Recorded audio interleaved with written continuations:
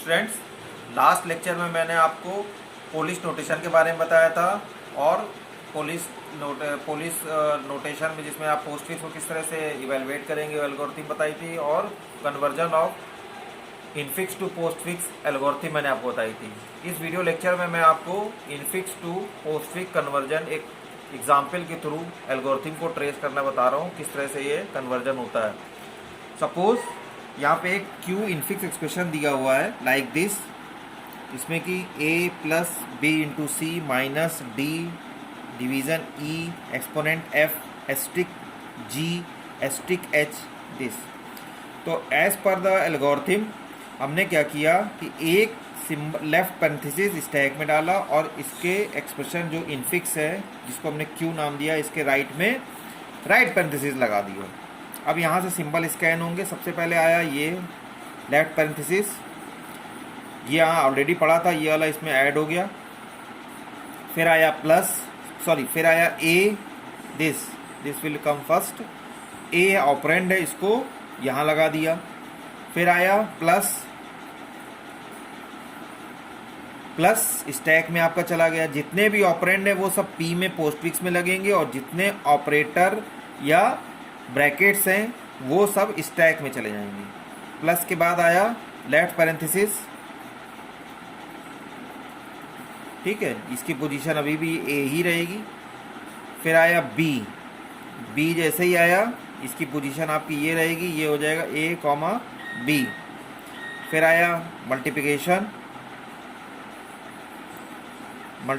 आया this plus and multiplication का symbol यहाँ लग गया, क्योंकि मल्टीप्लिकेशन की जो है आपकी प्रॉपर्टी ज़्यादा होती है कंपैरेटिव टू दिस।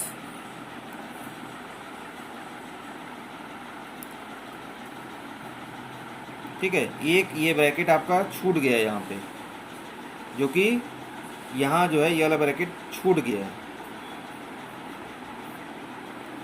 क्योंकि फर्स्ट ये आया था, हमने पहले से डाल दिया था, फिर ये दो हो गए, फिर ये प्लस आया, ये वाला ब्रैकेट आपका छूट गया था, ये ब्रैकेट यहाँ छूट गया था। ठीक है, फिर आया सी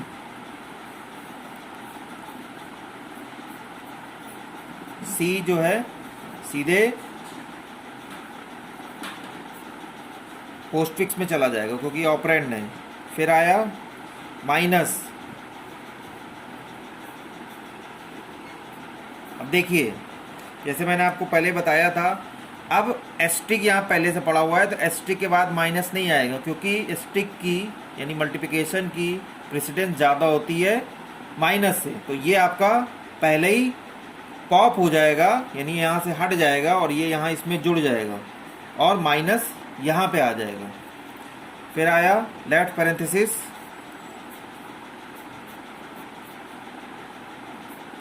फिर आया डी। अब मैं डायरेक्ट स्टेप कर दे रहा हूँ, यहाँ स्टिक यहाँ जुड़ गया था।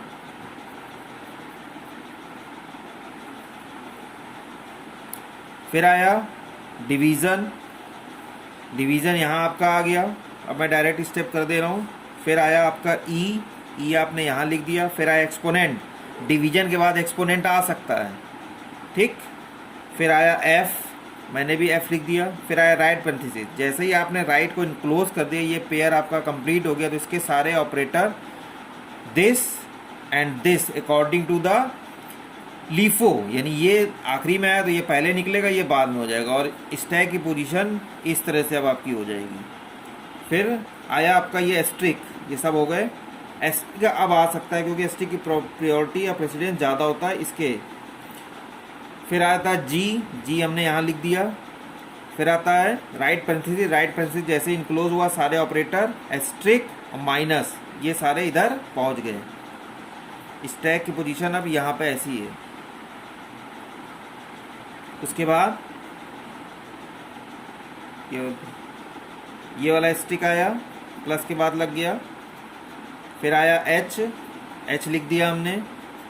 फिर आया ये वाला राइट पैरेंथेसिस, जैसे ही लिखा ये पॉप होकर के यहाँ जुड़ गया, स्टैक में बचा ये।